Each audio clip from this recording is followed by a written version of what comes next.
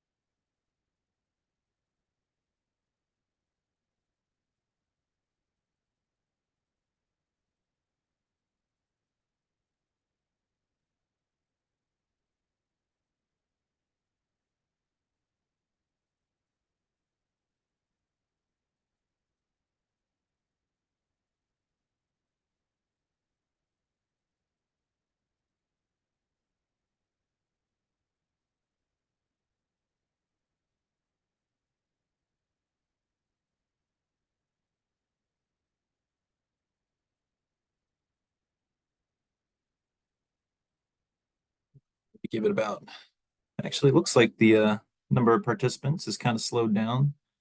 So I think we can go ahead and get started.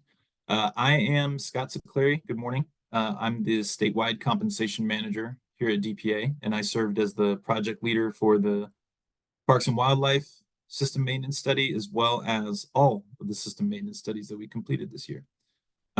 We believe our total rewards director, Jessica Green, she might not be on yet, but she will be. We have our compensation analyst, Jesse Hernandez, our senior compensation analyst, Terry Pickett, and we have also DPA's communications manager, Annabelle Asp, on the line today. So the purpose for today is for us to provide you with a summary of the process and outcomes of this study, as well as to provide you an opportunity to ask questions, provide feedback, and just to better understand how the study was completed. Just keep in mind, everybody is going to be muted. So if you do have any questions, please feel free to type them into the Q&A, and then we should have time to answer all of them at the end of the presentation. So we'll take a quick look at the agenda.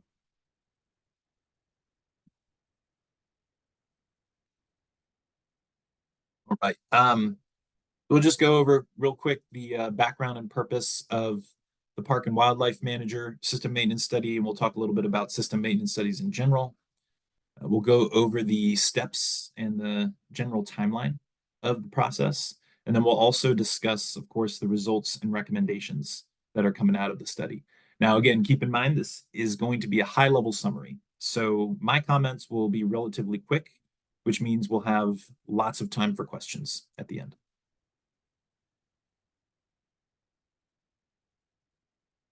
All right, so actually, I lost my notes here. That's okay. So a system maintenance study is it's the way by which we can change or make updates to the um, the classification system. We can look at the whole classification system. We can look at part of it. But basically, this is how we can add series, remove series, change the levels, change descriptions, or make pay range changes. So it's how we maintain the system, hence the name. We choose the studies based on need. For this year, the Park and Wildlife Manager series was one of the series that we looked at because we had DNR actually sort of initiated the request for a study, and the issue that was raised was a misalignment between the Park Manager series and the Wildlife Manager series. The intent of the organizational structure at DNR is that we have alignment between wildlife managers and park managers. And there were a couple things that were out of alignment. So we wanted to look at that. We also looked at pay ranges. We actually did quite a thorough market analysis earlier in 2023 and updated that for this year as well. but we'll talk a little bit more about that in the following slides.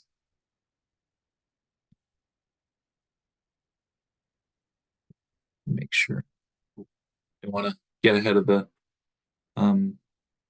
slides here and make sure I'm on the right one. Cool. All right, so for purposes of reviewing pay ranges, we typically will use the same generally accepted compensation best practices that any other organization would use to analyze market data. We look at similar positions. We look at jobs out in the external labor market, which for this particular study was mostly government entity. Well, it was actually all government entities. And we also compare it to other jobs within the state's classified system. And we do that just because we have to make sure that we're maintaining equity within our pay structure. We look at, in all of our system maintenance studies in general, we'll look at multiple sources of data. We'll look at data that we get provided annually from our compensation consultant, Mercer. We look at other reputable sources, Employers Council, some others. And then again, for this one, we relied primarily on data that we actually collected directly from similar jurisdictions, mostly other state governments, and we collect that from official public websites.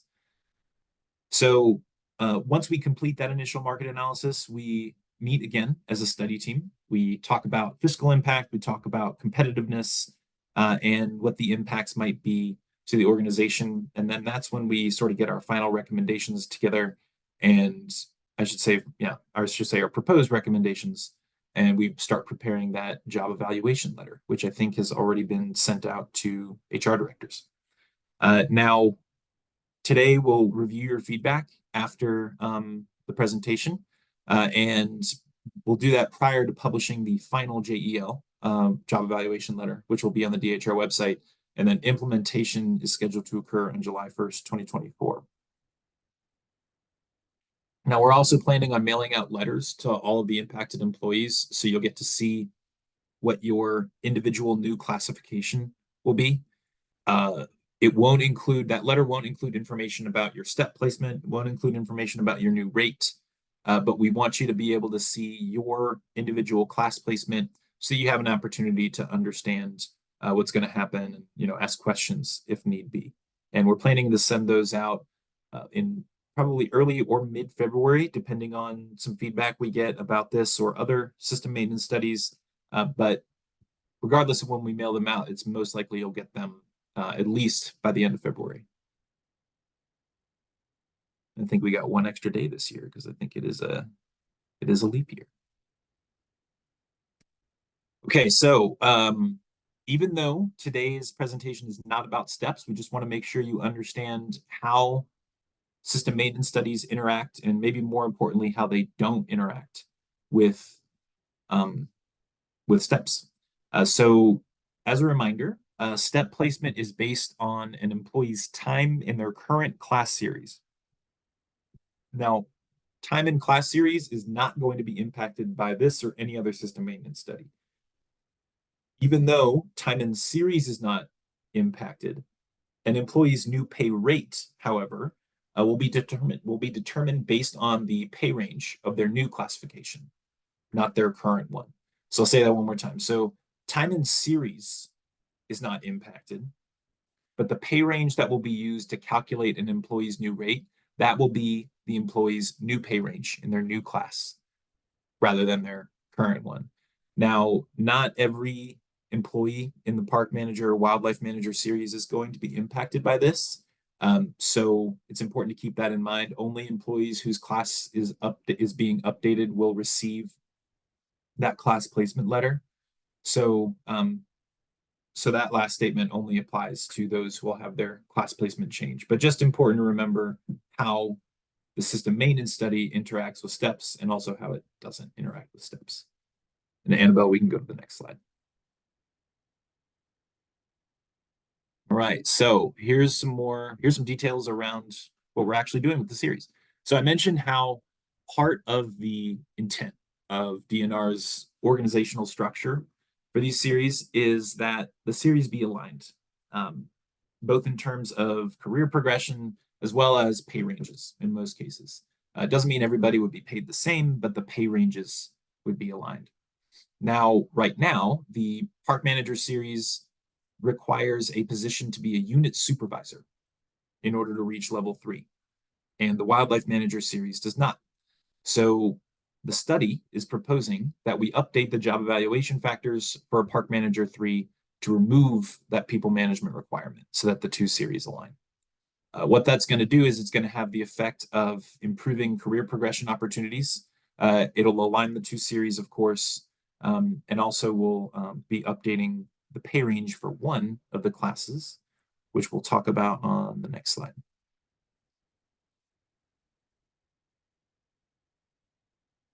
So right now, if you look at the pay plan, the only pay range that is not aligned between the two series is the level 4. I believe the current pay range for a Park Manager 4 is age 15, whereas the current pay range for a Wildlife Manager 4 is age 17.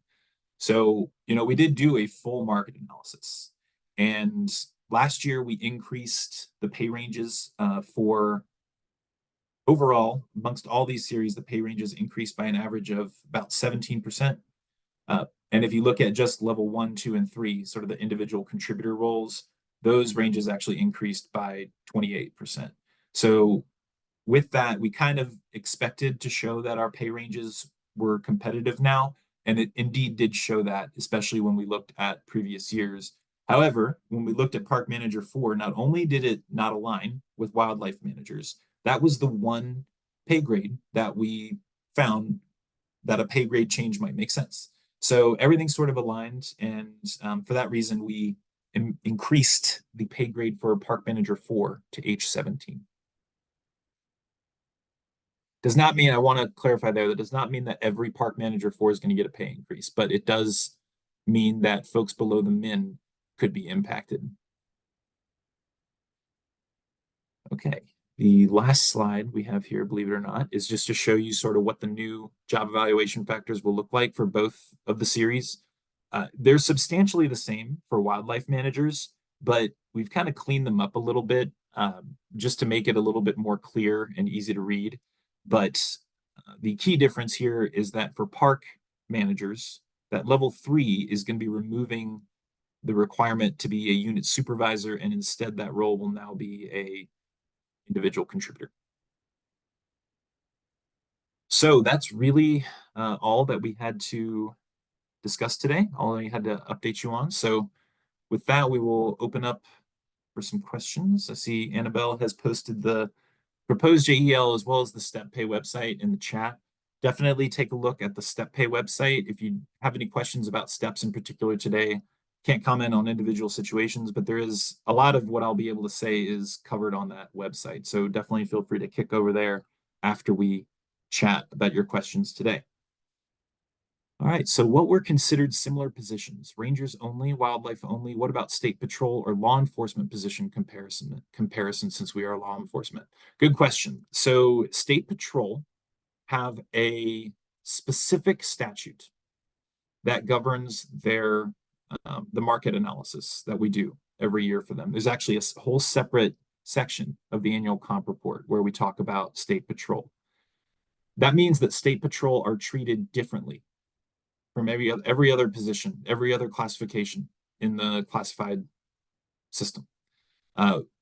We have to treat positions in the classified system consistently. We have to do market analysis in the same way. So, without getting too far into specifics, even though we did look at that, we did discuss as a team what the difference would be between state patrol and these classifications. We didn't actually take that into account in terms of the final decisions. And again, that is because there is a specific statute that means we have to treat state patrol differently from the rest of the classified system. But for park and wildlife managers, we have to treat them the same way and do our market analysis using the same method as we would any other in the classified system. All right, so competitive pay ranges compared to what other job positions? So we primarily looked at other state governments and some of the example job titles. We don't match our jobs or determine something similar based on a job title, but just, probably the easiest way to talk about it. We looked at park rangers, wildlife officers. Another common job title was game warden.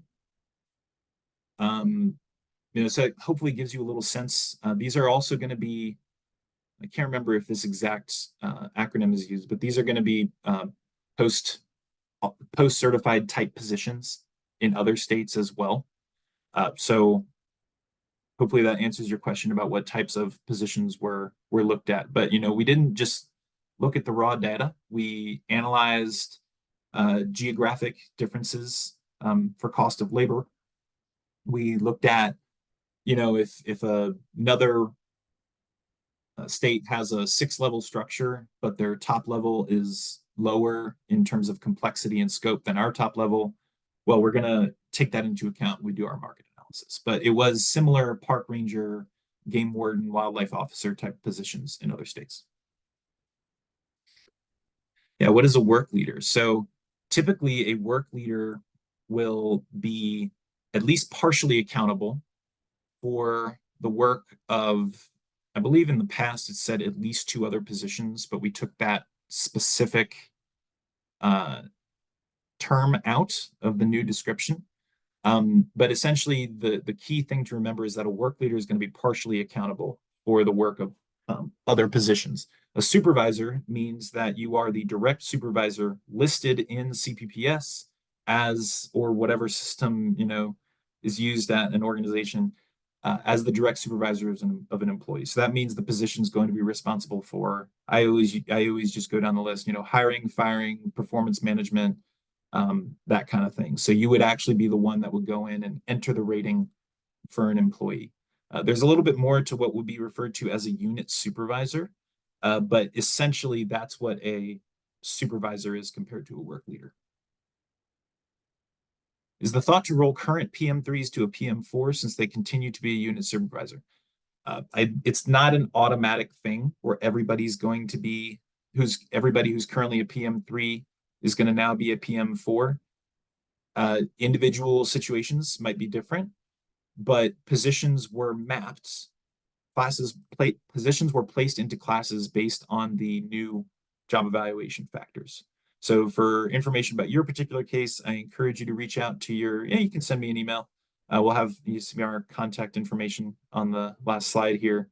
I'll also quickly mention, I forgot, Kendall's out right now. She's gonna be out for a little while, so feel free to send notes to myself or Terry Pickett. But yeah, it's not an automatic one-to-one relationship, Chris. It's going to be mapped based on the individual responsibilities and requirements for a position. In reading your findings, it appears that WM4s will now be supervisors. Is that correct? So we can have, you'll see that there are multiple. Annabelle, could you go back to the previous slide?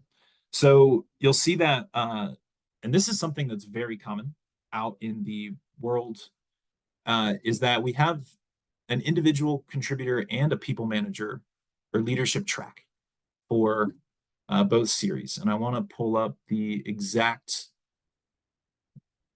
ready for the exact current job evaluation factors for wildlife managers. And to my knowledge, it actually is, this actually does not change anything about the wildlife manager line staff authority. These are exactly the same as they are currently. So again, we'll be mapping, or class positions were placed into classes based on the responsibilities and qualifications of that position. But remember, there are different types of positions. One could be a staff authority, one could be a work leader, one could be a unit supervisor, one could be a senior authority. Even if you don't oversee someone, if you're classified as a senior authority, if your position is classified as a senior authority, it would still be considered level 5. What determines that system maintenance is performed? So actually, let me pop back to that last statement there that Frank put in. Let me double check the JEL here because it should be the same. These slides will be sent out. They won't be sent out. They'll be posted, Lexi. I believe we said top of page 6.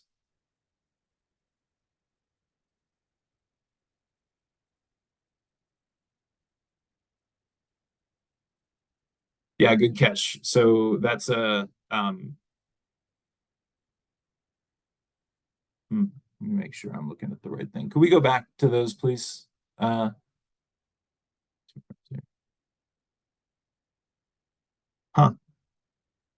Yeah, my apologies. We need to update that table. So thank you for catching that. The the job evaluation factors you see on your screen, those are the correct job evaluation factors. So when we post the final job evaluation factors, we will make sure that those are correct. I really appreciate you pointing that out. To be clear, this slide will be the job evaluation factors for both of the new series. So thanks for pointing that out, Frank. Let me get back to the Q&As, and then I'll go back up the chat. What determines that system maintenance is performed? Yeah, so it's performed when we've identified a potential enhancement that we can make to the structure. Compensation is a moving target. There will never be a perfect structure. There will never be a perfect structure. And even if we theoretically had a perfect structure, give it a year or two, the labor market changes. So it's always a moving target. But essentially, short answer, Rachel, is that when we identify need for an enhancement, we study that, whatever is causing that need, and we make decisions about what we can do to change and make enhancements. Comparing us to other park rangers is not the same, as we are post-certified and have more responsibilities. CSP and local police departments regularly recruit from us, and we can't retain staff. If we are not competitive with pay, how are we to keep staff? So again, we have to treat park and wildlife managers the same. We have to be consistent in how we do our market analysis as other jobs in the classified system. State Patrol have a special statute specifically identifying State Patrol as having a different methodology for doing market analysis. So, our hands are tied with that. Our pay ranges are competitive based on the methodology that we do for these, as well as every other class in the classified system.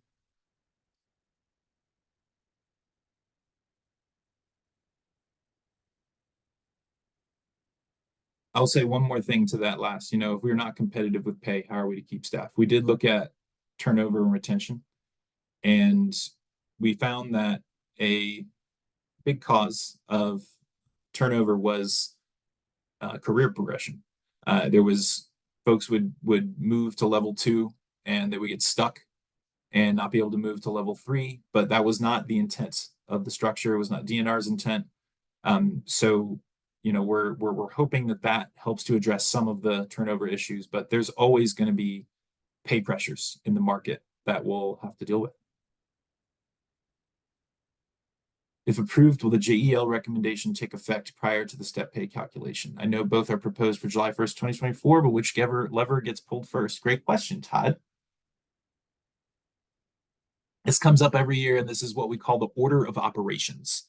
So on July 1st, 2024, there are going to be multiple pay actions. And that happens every year that we do pay grade adjustments or system maintenance studies. So with system maintenance studies only, we'll talk about the non-system maintenance studies in a second, but for system maintenance studies only, if your class is impacted, or your pay grade is impacted because of the system maintenance study, what will happen is, if your rate is below the minimum of your new class, your rate will first move up to that minimum of the new class.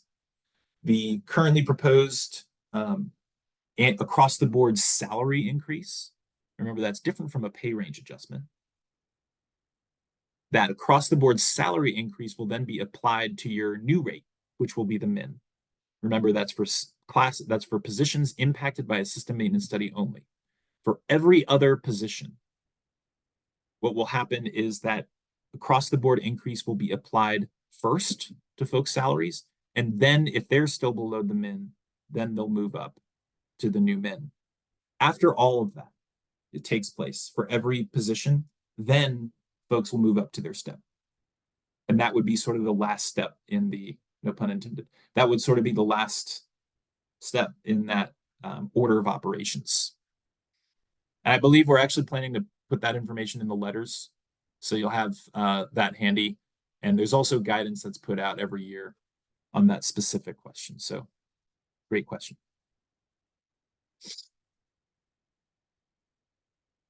You compared park manager series to the wildlife manager series and noted a discrepancy. Another discrepancy is the fact that the park manager series utilizes park manager 1 through 6, and the park manager series only utilizes wildlife manager 1 through 5. They currently do not utilize the wildlife manager 6 position.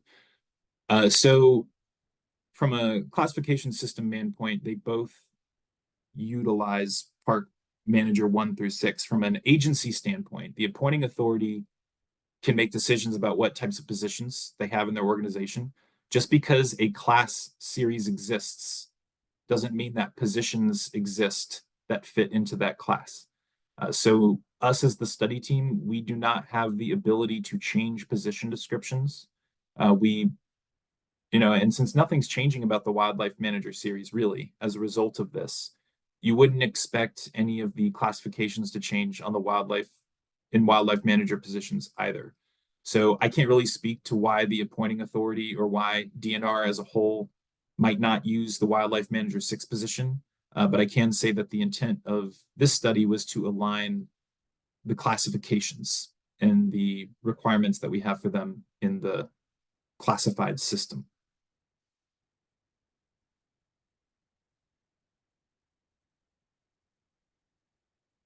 Presently, a wildlife manager 6 is required to supervise 2 supervisors, while park manager 6 is only required to supervise 1 supervisor. Will DPA be looking at aligning that factor in the future to bring the series more in line?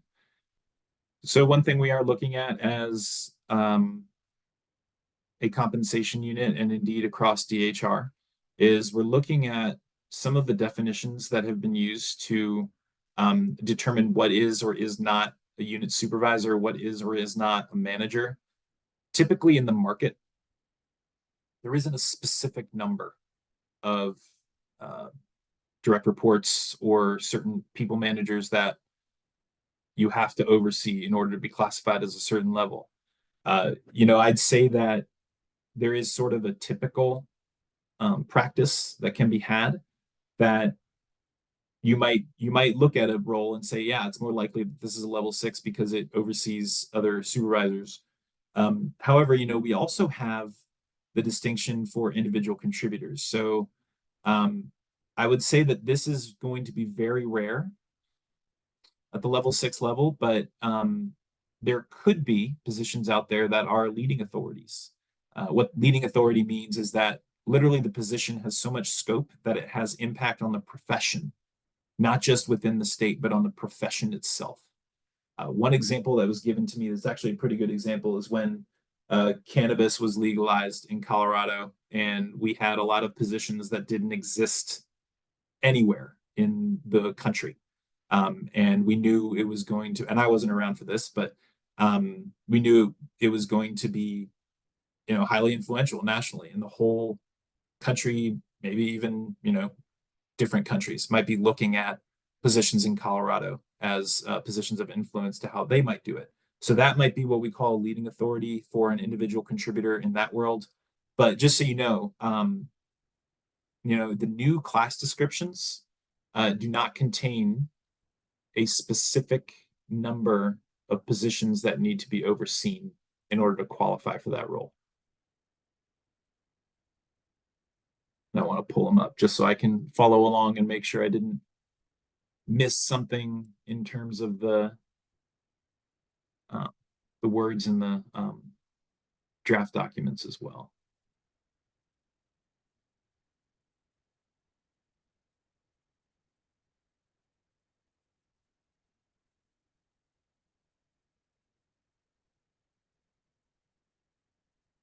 Looks like for unit supervisor, we have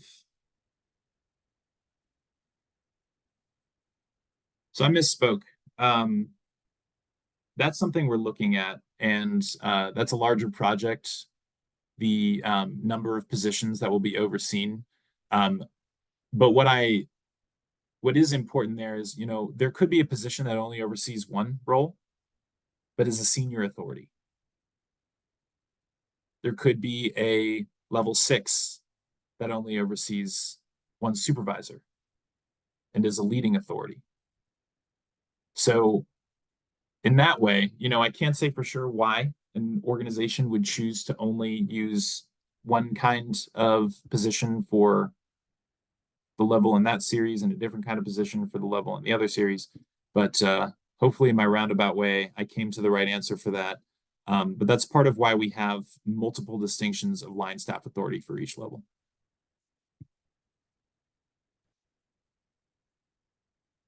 Also, DPA doesn't necessarily have authority to say in the end there can be questions that come to DPA if there's an escalation, but typically we're going to look to the agencies to define how or to decide how they use these series.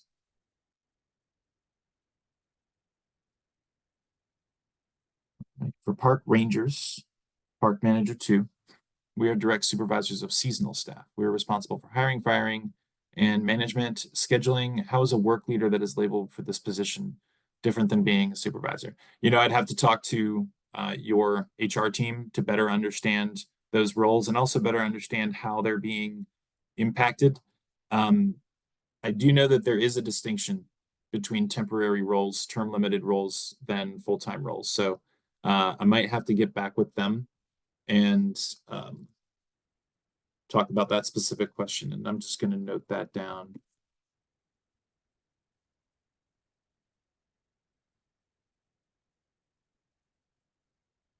But thank you for asking that. In comparing with other job classes, was the requirement of having a 4-year degree taken into account? Wildlife offers in several other states are not subject to this requirement. So we look at the market rate, we look at the pay ranges for similar positions. Typically, that is going to include both the duties and the qualifications.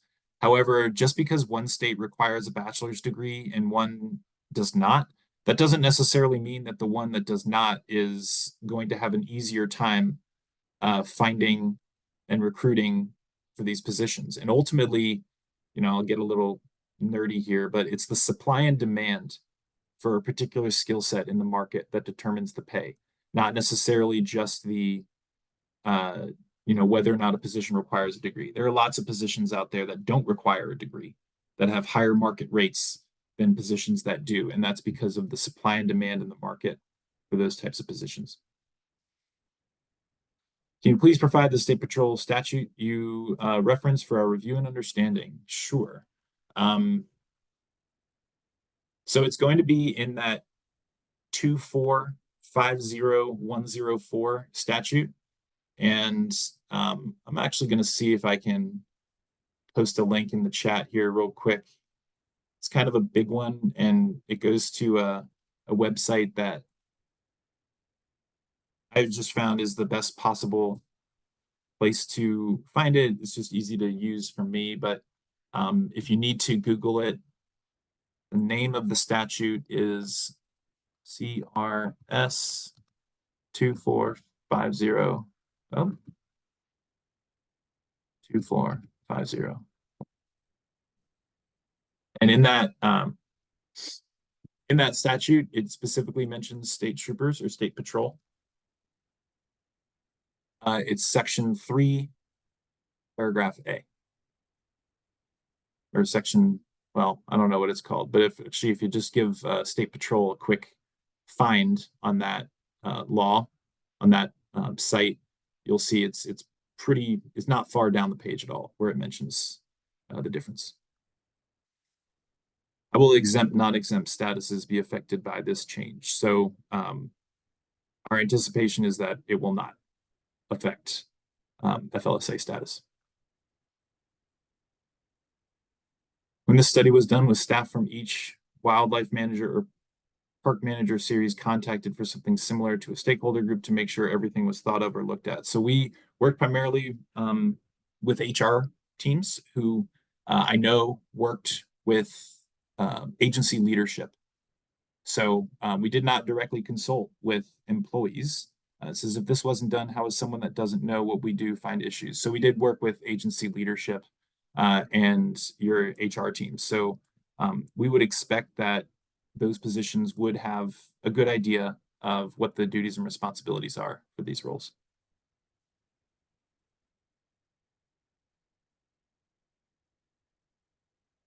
Is there any thought to have new park manager fours and above be able to get weekend and shift differential? I'm always working weekends as my park is busy. Otherwise, I would be receiving calls from my staff to take care of problems. So this study did not look at on-call pay or schedules. We only look at base salary market data when we do system maintenance studies. The supervision of seasonal employees factored. So we talked about this as well. I need to reach out and talk to your HR team a little bit more to understand that relationship. But and I have to double check this as well. But there is a distinction between temporary positions, term limited positions that are supervised versus full-time positions or permanent positions, I should say. So it looks like every employee in the Park Manager 3 class is currently under the minimum according to the table. Will this trigger a system maintenance study? So that's part of the system maintenance study. So if somebody's class changes as a result of the system maintenance study and their base salary is currently below the min of their new pay range, their base pay will move up to the min of that range, and then they'll receive the across the board salary increase on top of that.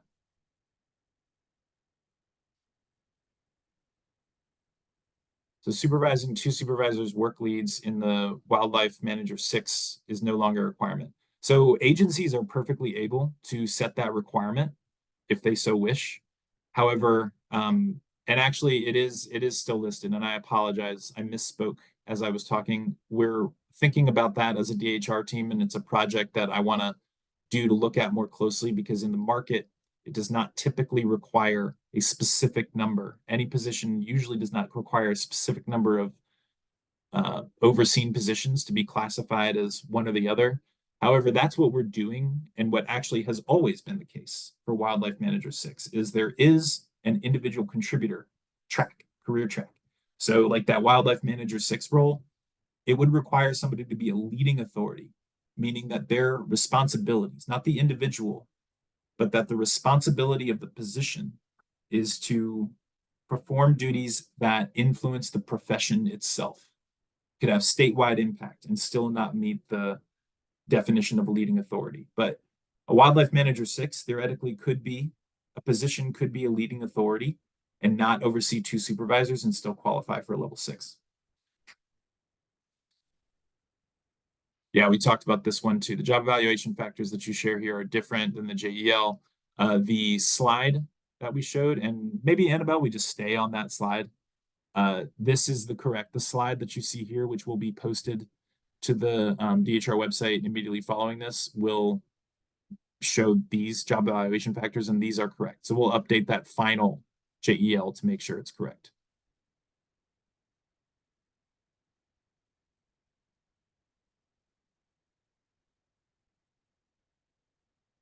So maybe I misunderstood this, but what criteria evaluates if and when a PM3 moves up to PM4? So that would be a reallocation.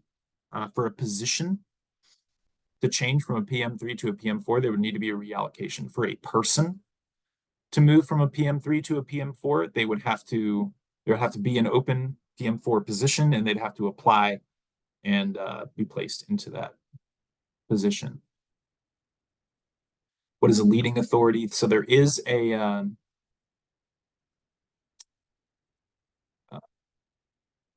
actual final, there's a long drawn out definition that you can find in the current class description for a Wildlife Manager 6 at the very bottom of page 10. However, probably the easiest way to think of it is a leading authority. The requirements, the responsibilities of that role are such that they influence the entire profession, not just not just the state of Colorado.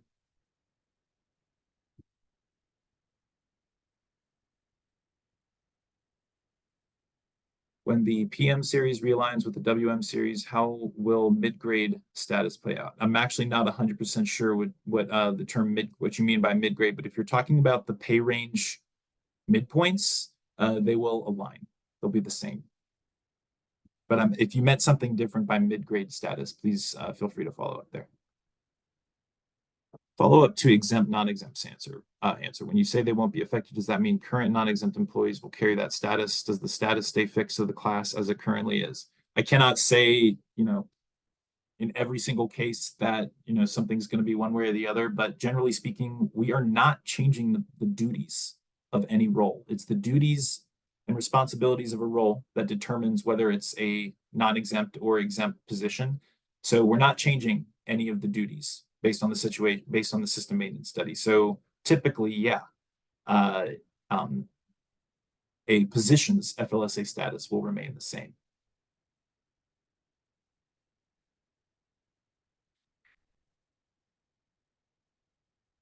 WM2 and WM3 do not supervise any seasonal staff like PM2 and PM3 in the new table. How is the responsibility difference in the two series addressed? So the job evaluation factors refer to the scope and complexity of a role. A position that oversees, people management can add a certain level of scope and complexity to a role, but there are other things that could add a level of scope and complexity to a role, not just people management. So, um, I would say I would say that that's the best answer I can give to that question. But yeah, that's really it. There are other things other than just supervision of seasonal staff or indeed people management in general. There are other factors at play that determine the scope and complexity of a job. When a similar position's compensation is studied, such as those in other states, is respective cost of living taken into account? I actually really like answering the question because I think the answer is interesting. Uh, just we typically think of cost of living. What we actually look at is cost of labor. So that's partially going to be driven by cost of living out in the world. If it costs more to live in Denver, then in order for people to move to Denver for a job, they're probably going to ask for a higher salary. However, just because I think the last I checked, Denver's cost of living is something like 30% above the national average. The cost of labor, meaning the market rates for jobs that we see here, are not quite that high. I want to say it's something like, 115, 115 or so percent of the national average. So we look at cost of labor, but cost of labor is partially going to be driven by cost of living. So short answer, yes. Leading authorities are rare, not the norm. I agree, Gina, that the leading authorities should be very rare. And those are types of positions that exist out in the private sector as well. I used to work at an engineering firm where they were inventing things that, would then have an influence over the whole industry. But again, that's extremely rare. But they do exist in the world. Will this result in PM3 positions that supervise PM2s being reallocated to PM4? I can't say there's a one-to-one relationship or speak to an individual situation. All I can say is that positions would be placed into the new classes based on their position description, that position's responsibilities and requirements. I'm gonna go through the chat here and see if there are any questions I haven't gotten to yet.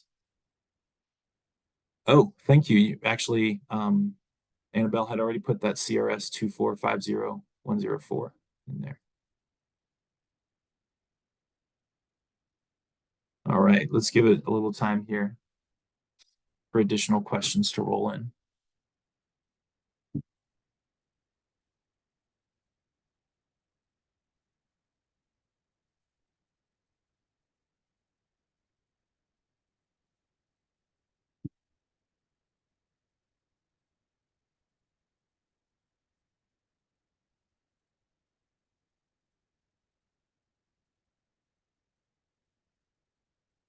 PDQ is being updated in this process as well. No, uh, the duties and responsibilities of a role are not being changed by the system maintenance study. I can't say for sure if DNR would, make changes to position descriptions, but we as DPA don't typically look at that, and definitely not part of the system maintenance study.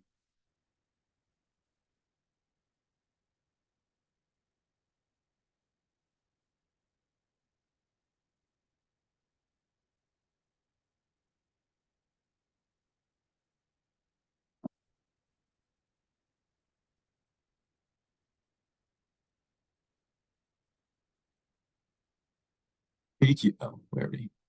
Many are years outdated, and if decisions are made on those, they're going to be inaccurate. Yeah, I can't speak to the accuracy of current position descriptions, but yeah, positions would be placed based on the duties and responsibilities of that position. Will studying how everything is compared be made available? So the job evaluation factor is, primarily the main document that we publish to talk about the details and process of the study. We do not typically share the actual data. Compensation is something that, I've been doing this for 14 years. Only been with the state since April, so I'm definitely still, learning public sector in some regards. But it's the same best practices that we use in any other organization I've worked at. But again, typically that market data is not shared, largely because it would take a lot of, honestly, training and really experience to um, so everybody get a whole grasp around everything. But I would say if you have questions about what states, I would say for park managers, we probably did, for park and wildlife managers, I think we actually did the most thorough market analysis of any of the system maintenance studies this year. I mean, we really went into, I want to say it was 9 or 10 different states, and we looked at their official descriptions for these positions, which is actually quite rare to find. This is a common type of role that exists in different states, especially you consider the states around us where these types of roles, there's a lot of large state parks, uh, and a lot of important wildlife issues that are managed. So, yeah, I mean, this was a very thorough analysis. But yeah, typically we don't share the actual data with employees. And it's not like it's a secret. It's just we'd want to make sure that you had the full context, which would take quite a bit of um, guidance and training.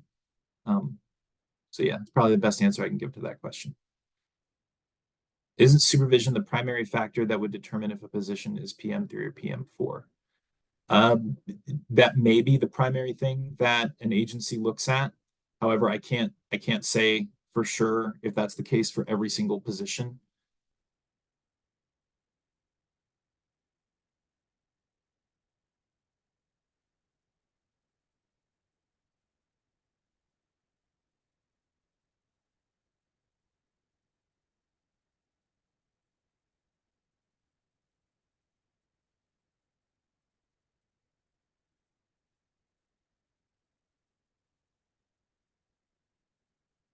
Give it about 30 more seconds here, let folks finish typing their question.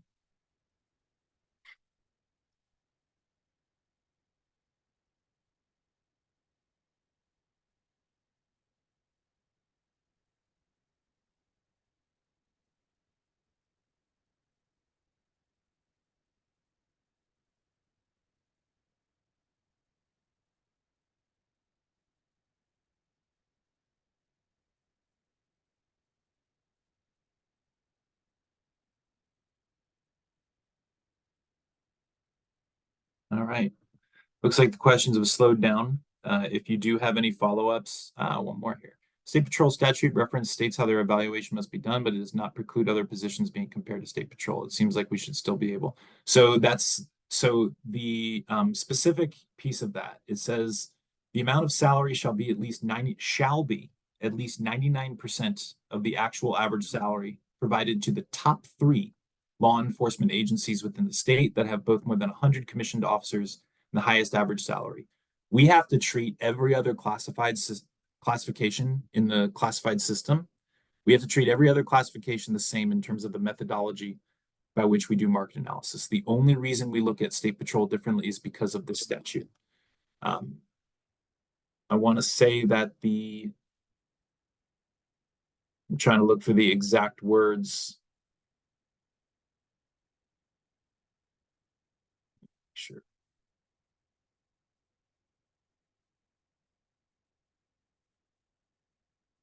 No, I'm having trouble looking at it, finding it in the word. I believe it says well,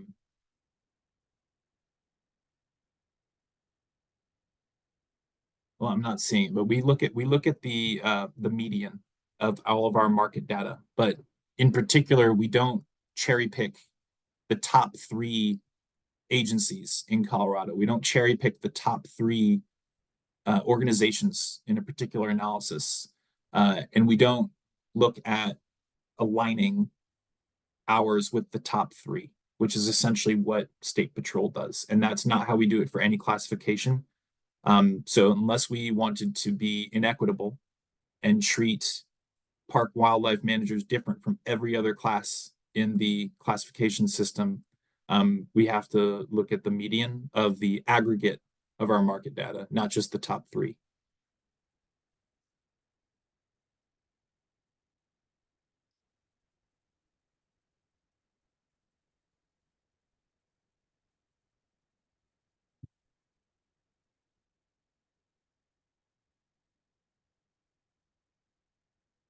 The State Patrol still factored into the median. We don't include State Patrol in the data.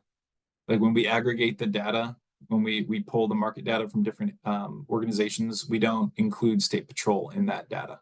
So it's not factored into the median. And we wouldn't include it. It's not so much that we remove it from the data pool.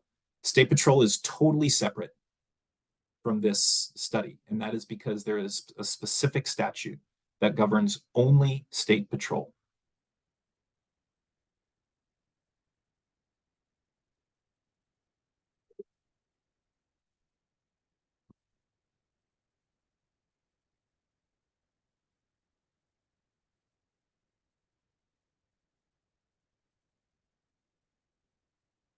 Thanks, Todd.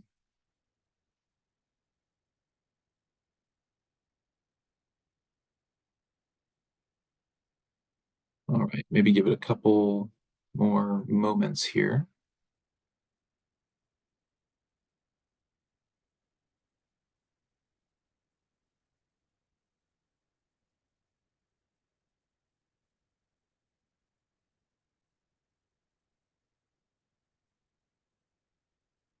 So if you take out State Patrol, then it is cherry picking. If you remove data, you're not getting a real representation. They are part of the pay available to our officers. Again, we are using a methodology to perform market analysis that is the same for all classifications in the classified system except State Patrol. The reason for that is that State Patrol has a specific statute that requires us to look at them differently from the rest of the classifications. So with the State Patrol, we cherry pick the top 3 law enforcement agencies within the state. We don't do that for any other role at the state.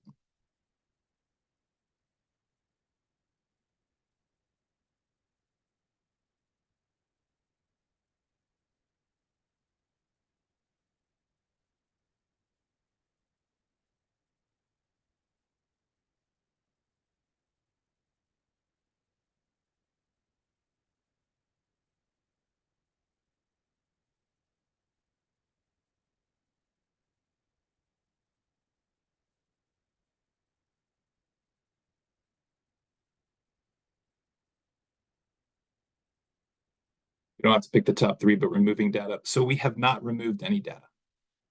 State Patrol is not a similar position to these roles, regardless of the post certification. Same way how field agents in the CBI or criminal investigators at DOR are not included in this, because even though they're post certified, they do not have the same labor market factors that impact these positions. So we have not removed data. We've looked at similar positions in the market. Different people might have different opinions around what is similar, but especially due to that statute, we have not. That's the only reason we look at the top three for state patrol. We do not do that with any other classification because we have to use the same methodology for every other classification.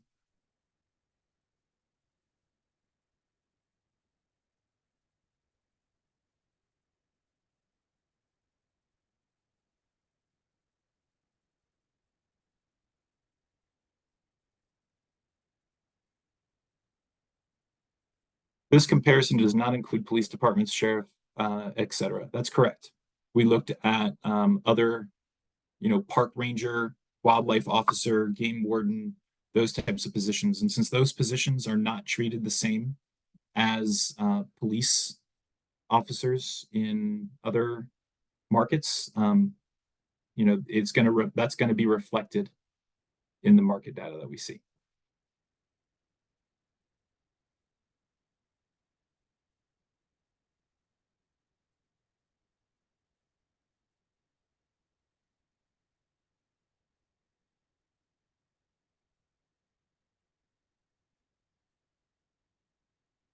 There are no other wildlife officers in the state of Colorado. So what are they compared to? Primarily, we looked at surrounding states. And again, we did adjust that for cost of labor. So we looked at the geographic differences between those states because we know Colorado will often have a higher cost of labor than some of our surrounding states.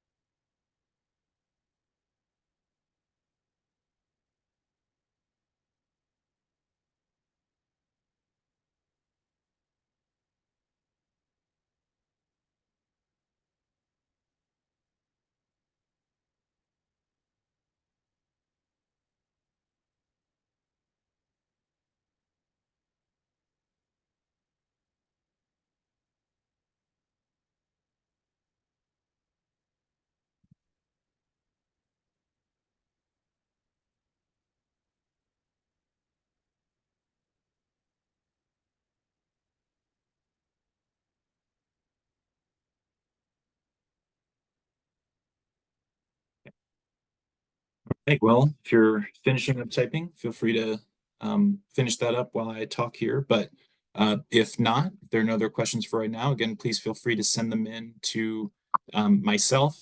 Have questions about steps, you can send, in particular, just steps, you can send those to DPA underscore step pay. It's DPA underscore STEPPAY at state.co.us. But for questions specific to the system maintenance study, you can contact myself or Terry or your HR team. If it's a question about your individual situation, you should first direct those to the HR team. If you don't feel comfortable doing that, you can always send them to me, but typically I will then loop in HR. All right, we got another one came in here. If state patrol officers are required to be at least 99% of the average salary of the top three, what is the percentage that was used for the system maintenance study? We look at the median, and that's the same methodology we use for every single classification at the state, the 50th percentile or the median. Was it the average of other foot? Not the average. Yeah, that's a good question. Yeah, it's not the average, it's the median. And the reason we use the median as opposed to the average is because it does a better job of limiting the influence of outliers.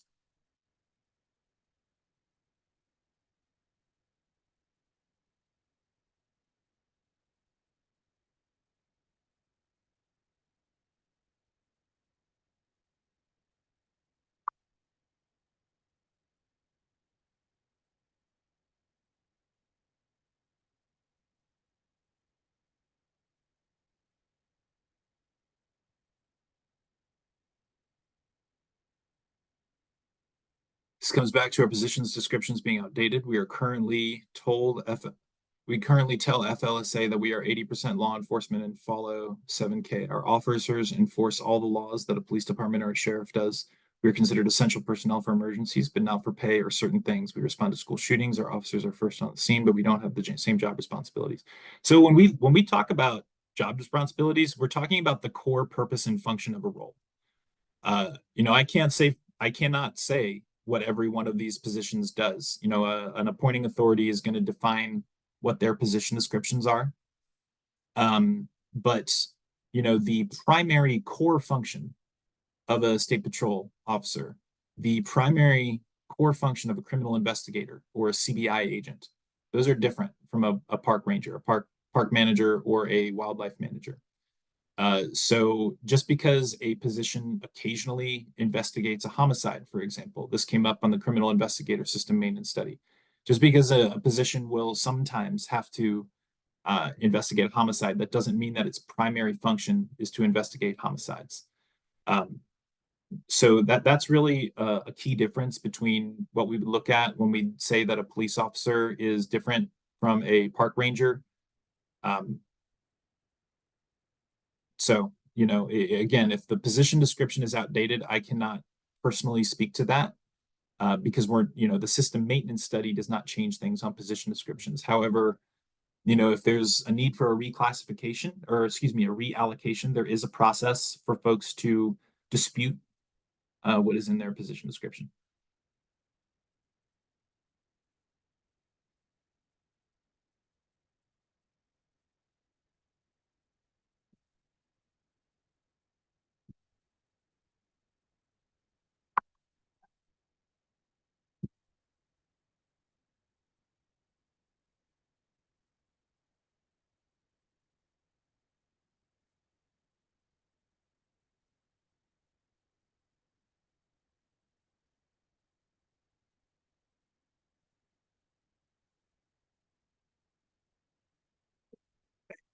A couple more moments here.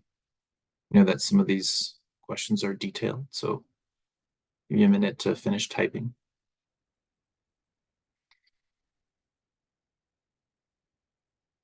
Did you look at federal rangers and wildlife officers in your comparison?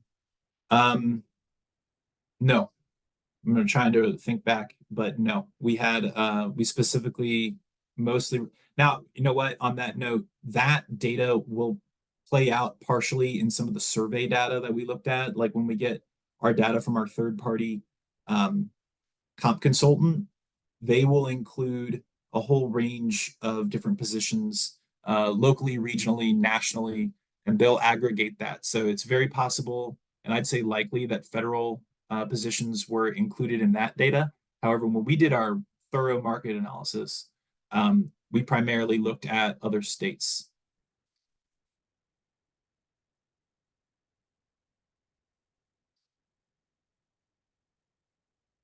Will we be sharing the recording? Yes. That will be posted on the System Maintenance Study website.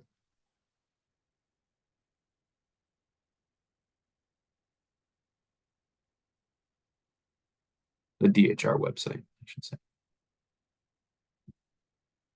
How do you get your PD reviewed? Do you have the link for that process? I believe that process is outlined in the personnel board rules. I have it handy, Annabelle. That's the link I use for the personnel board rules. I actually don't know that process very well off the top of my head. It's not really my wheelhouse in compensation, but I know that there are HR folks that are very experienced with those. So please feel free to reach out to your HR team or review that. If PDs were all redone, would that trigger another comparison study? When a position description is redone, that could result in a reallocation. There's a reallocation process. Anything can cause a system maintenance study. However, I find it unlikely that we would be doing another system maintenance study for these roles, at least not in the near future.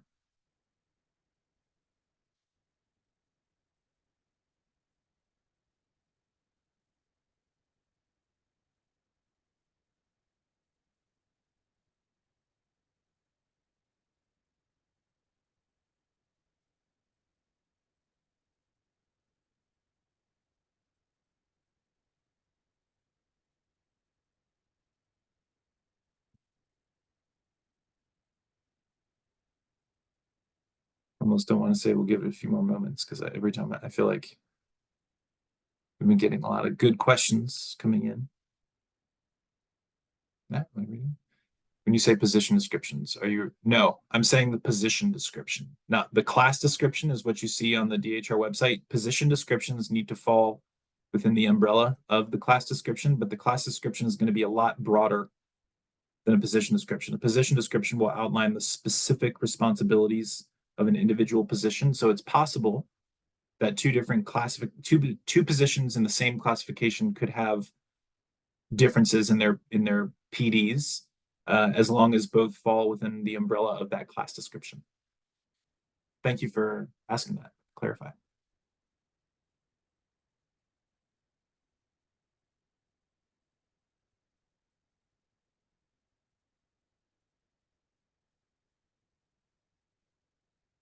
Our class descriptions reviewed through system maintenance studies, and that's exactly what we did with this one.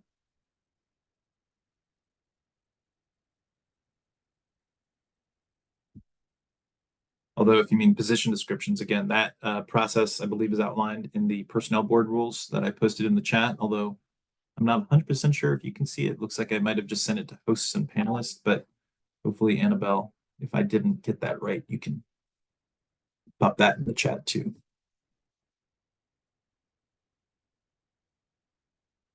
And actually, I've had that page bookmarked for so long, I'm actually not 100% sure where to navigate to those rules. So I'll have to check that in case I get that question again.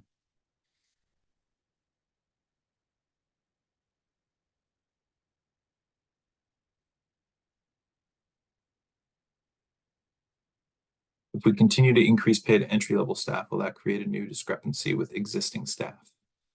Um, I look at, well, the comp team, not just me, I look at pay ranges uh, at the state and really everywhere. The pay range is a range. So different employees can be paid differently within that range. I know that the entry level role in both of these series is has a lower pay range than the others. However, um, we always look at things like we always look at equity.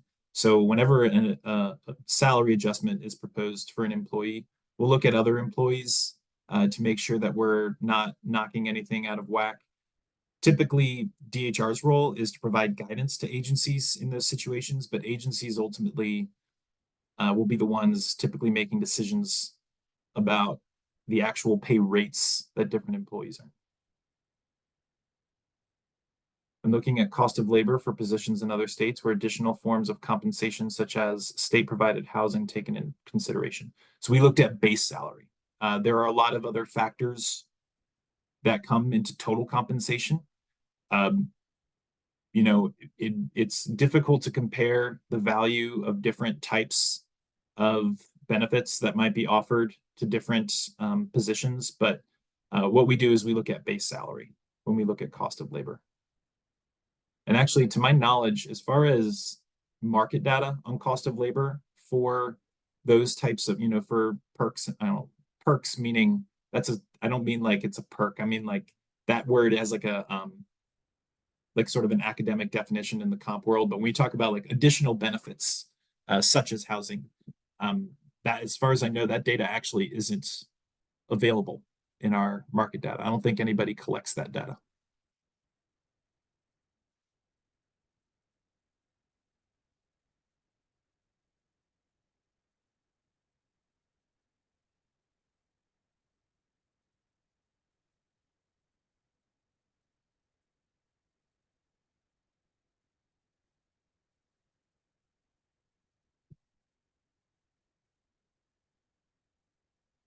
Coffee has gotten cold.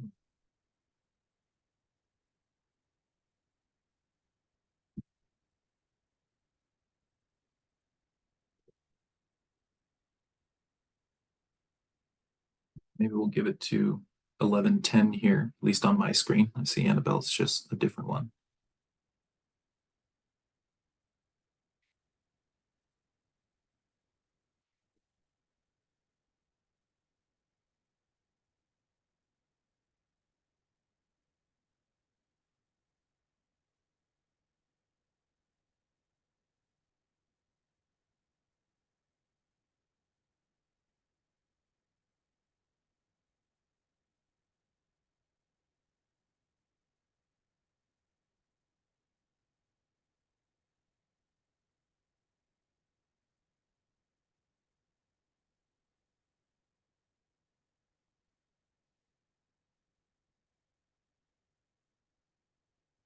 All right. Well, thanks everybody for being here today. Yeah, be on the lookout for that final job evaluation letter and the final class descriptions that will be posted on the DHR website, hopefully within the week, but that all depends on whatever feedback and that we get. So thanks again. Hope everybody has a wonderful week.